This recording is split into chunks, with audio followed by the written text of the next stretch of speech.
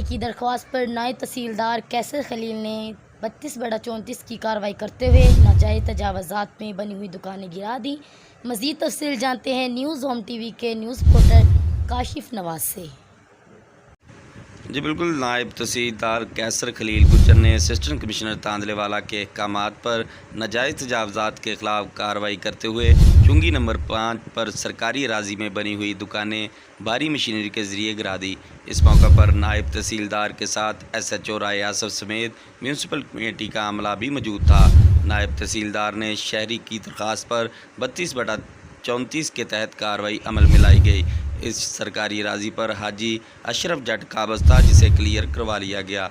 मज़ीद सरकारी अराजी पर काबज़ीन के ख़िलाफ़ कार्रवाई अमल में लाई जाएगी। कैमरामैन टीम के साथ Kashif Nawaz, news home TV, मोकांजन।